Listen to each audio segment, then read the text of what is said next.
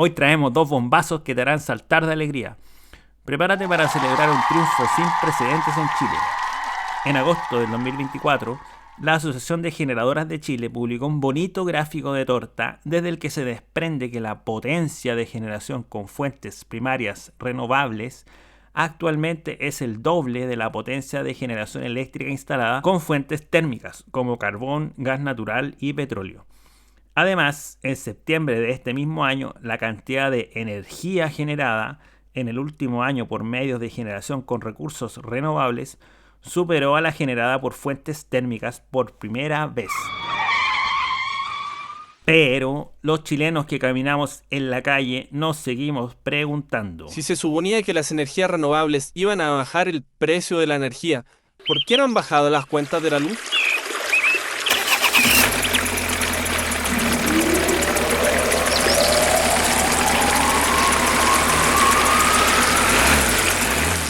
La energía de Chile. Gracias a todos quienes han comentado por redes sociales y por correo electrónico. Esto, por supuesto, nos da mucha energía para seguir adelante. Entremos en materia. ¿De qué forma han contribuido las energías renovables a rebajar las cuentas de la luz? La respuesta en corto y fome es que sí han contribuido, pero no se nota. Vamos a analizar esta respuesta tan insulsa como una excusa para aprender más sobre la energía de Chile, empezando desde muy atrás en el tiempo, para así tener una perspectiva más completa y, como siempre, por el camino, iré tratando de definir conceptos que podrían parecer complicados, apoyándonos también de lo que ya hemos hablado en capítulos anteriores. En el año 1998, habían solamente dos formas de producir energía eléctrica: quemando combustibles fósiles o por medio de hidroeléctricas. Ni siquiera se hablaba de energía solar o de energía eólica. En Chile habían solo 3 generadoras encargadas de casi toda la energía del país: Gener, Colbún y Endesa. Imagínate esto, es como si solo 3 cadenas de farmacia vendieran todas las medicinas, o si solamente 3 empresas tengan controlado el mercado de los pollos, o si hubiera solamente 3 cadenas de supermercados. Entonces, el mercado de generación en Chile en ese tiempo era un oligopolio, lo que es indeseable por varias razones.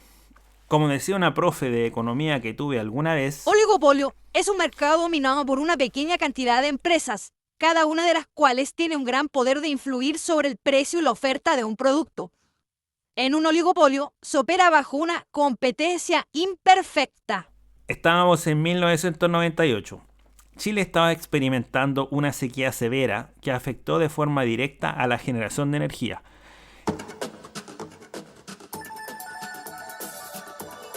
Este hecho, además de una sopa de eventos, decisiones y manejos políticos, llevó a cortes de suministro, decreto de racionamiento y generó una crisis eléctrica en el país, que vamos a discutir en un capítulo especial dedicado a este tema. Aprovecho de invitarlos a que se suscriban para que les vayan apareciendo en su biblioteca de Spotify todos los capítulos que vayamos sacando.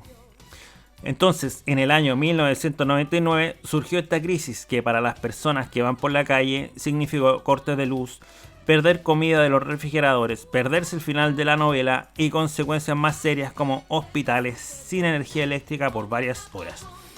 Además de las consecuencias económicas y de seguridad que significa la falta de energía eléctrica. Lo único bueno para algunos es que les sirvió para salir a los pasillos de los departamentos y hablar con la vecina por primera vez. Todo esto que acabo de decir generó una discusión sobre la necesidad de cambios en la ley eléctrica que evitaran a futuro la repetición de estos eventos. Las generadoras se acusaron las unas a las otras según sus intereses particulares y todas, aunque con distintos diagnósticos, mostraron resistencia a posibles cambios regulatorios que les fuera en el fondo a reducir su poder en la industria eléctrica. ¡Poder político! Se modificó el artículo 99 bis de la Ley General de Servicios Eléctricos para que Las sequías y las fallas en centrales termoeléctricas que provoquen problemas de generación no sean consideradas como fuerza mayor. Esto en la práctica significó que las empresas no podían usar estos problemas para excusarse si fallaban en el suministro y debían compensar a los usuarios en caso de ocurrir. Indirectamente, esto impulsaba a las empresas a diversificar los medios de generación eléctrica. Cabe preguntarse acá: ¿qué posible solución tenían las generadoras? hay que recordar que la generación se estaba quedando atrasada con respecto al crecimiento económico explosivo del país. Había que seguir aumentando la capacidad de generación. La solución estaba al otro lado de la cordillera. Como ustedes son fieles seguidores de este podcast, recuerdan muy bien del capítulo La teleserie chileno-argentina del gas natural, que desde el año 1997 se estaba importando gas natural desde Argentina. Entonces, de alguna manera, este cambio regulatorio vino a acelerar el desarrollo de proyectos de plantas generadoras de gas natural.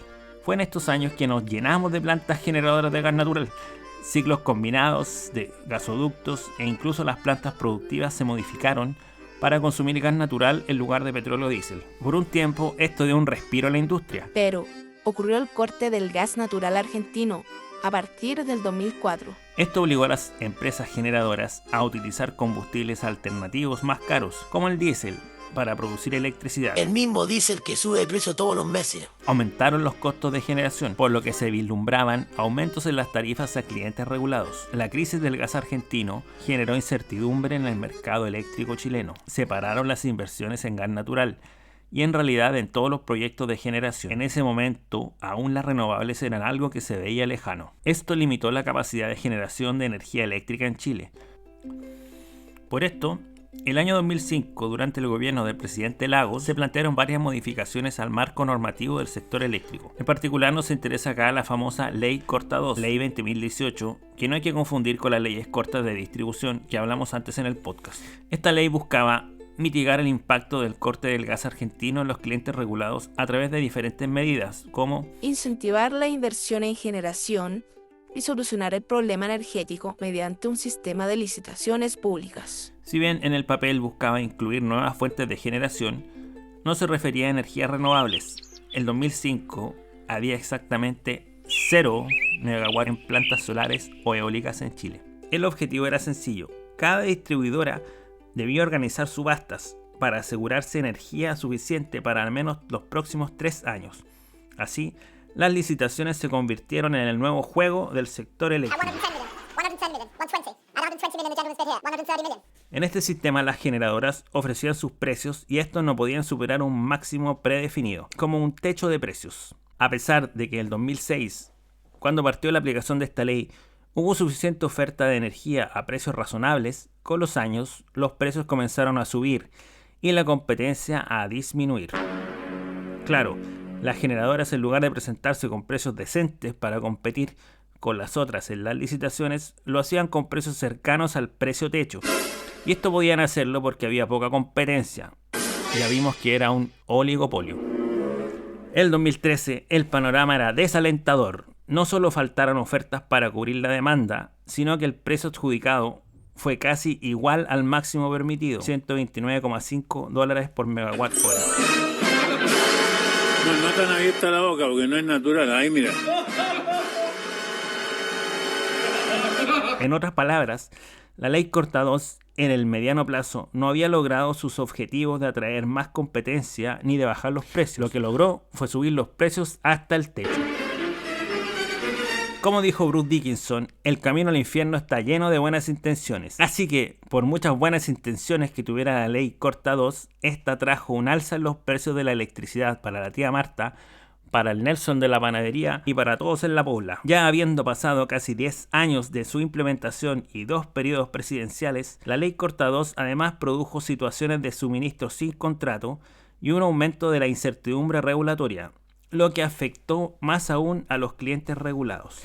En lo que se refiere a las tecnologías de generación, entre el 2005 y el 2013 se pusieron en servicio casi 2.000 megawatts de plantas de generación de carbón y la misma potencia en plantas de generación de petróleo diésel. Esos 10 años en todo caso no pasaron en vano y ya se hablaba de energías renovables como algo real y tangible y se buscaba fomentarlas derechamente. El año 2008, por ejemplo, se dictó la Ley 20.257, obligó a las empresas generadoras a incluir un mínimo de energía generada con fuentes renovables dentro de la que generan o comercializan. El año 2010 ocurrió el famoso telefonazo del presidente Piñera para bajar el proyecto de carbón Barrancones. Barrancones era un proyecto de una termoeléctrica en el lugar donde está tal vez el lugar de mayor riqueza y diversidad medioambiental y ecológica de Chile y del mundo, como es la zona de Isla Damas, Isla Choros. Punta Choro. Y el 2011 se produjo la marcha contra el proyecto Hydro Aysén, dos eventos que son muestra de la efervescencia de este tiempo respecto a los temas energéticos. El año 2011 yo también hice una tesis sobre viabilidad técnica económica de una planta solar fotovoltaica en Chile. Así que desde ese tiempo que me sentí motivado por la energía renovable. En el 2012 se instaló la primera planta solar fotovoltaica de 1 megawatt, Calama Solar 3, y se pusieron en marcha alrededor de 200 megawatts de generación eólica entre el 2007 y el 2013.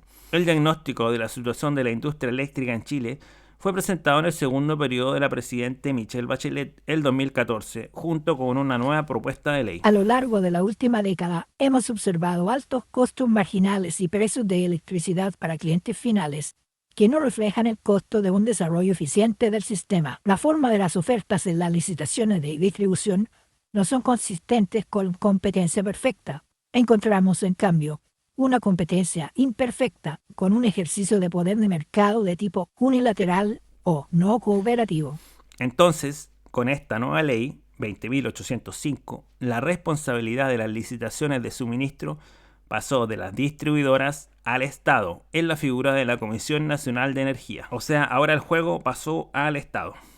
Las licitaciones partieron en mayo del 2015, nada más y nada menos que con un roadshow internacional en Estados Unidos, Brasil y Asia de la Comisión Nacional de Energía junto a empresas eléctricas para promover las bondades del país y de este nuevo sistema de licitaciones. Este proceso consideraba bloques horarios separados para el día, lo que abrió aún más las puertas a las generadoras con fuentes renovables como la solar y la eólica, que dependen de la hora en su eficacia.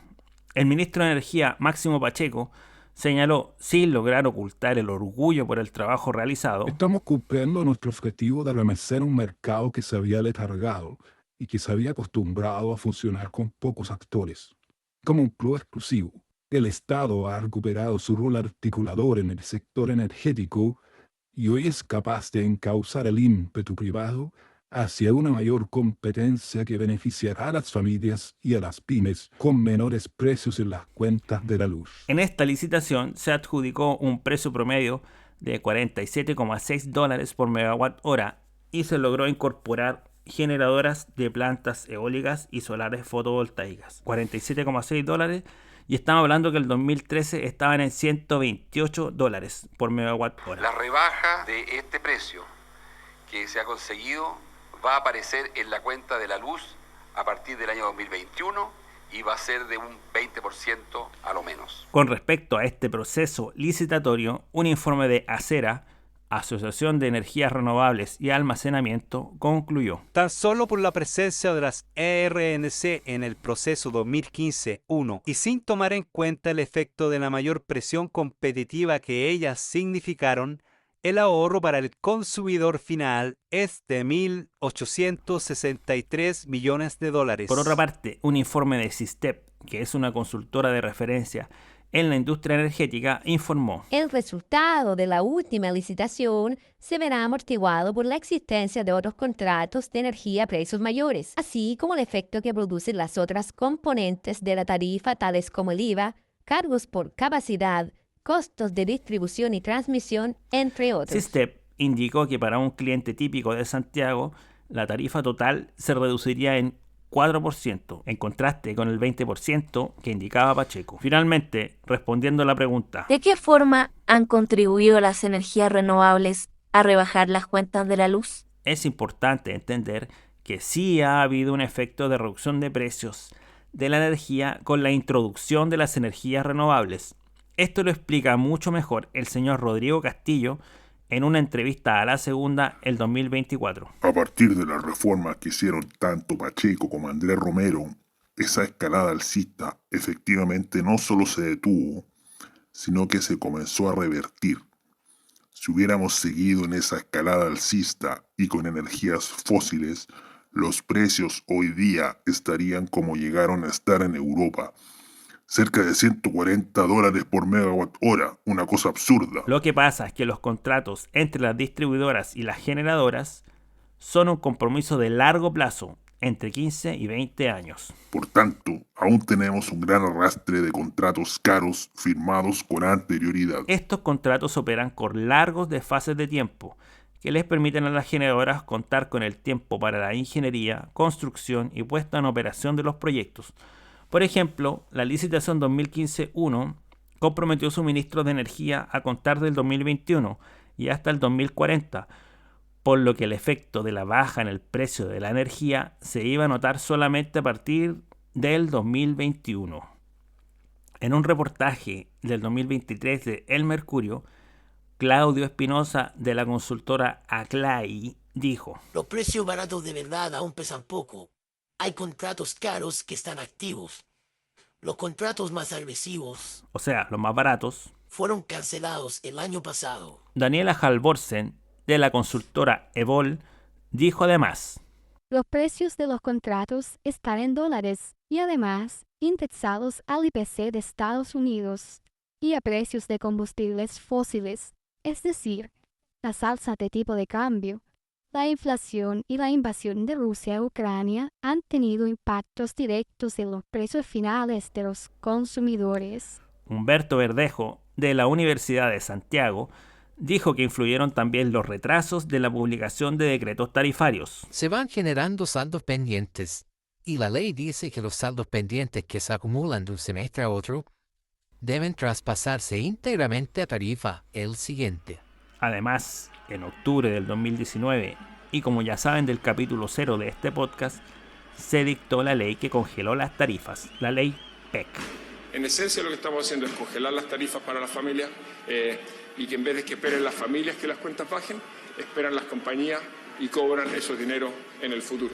Luego, en 2022, durante el gobierno del presidente Boric, se mantuvieron congeladas con la ley PEC 2. Con estas dos leyes y las otras razones explicadas recién, se sepultaron todas las rebajas en los precios de la energía que trajeron las energías renovables, desde el punto de vista de cualquier vecino de a pie. Según un reportaje del Mercurio de septiembre del 2023, a partir del congelamiento, se perdió la baja que debía ocurrir desde este 2023, moviéndola hasta el 2032. Así que la próxima vez que te preguntes o que tu tía te pregunte por qué tu cuenta de la luz sigue alta, recuerda que las energías renovables están haciendo su parte, pero aún deben hacer un largo camino para que lo sintamos en nuestros bolsillos. Y las formas de mejorar esto son temas para seguir informándose y debatiendo. Hasta aquí llega este relato. Recuerden que voy a sortear poleras entre los suscritos que manden mensajes al Instagram @laenergiadechile.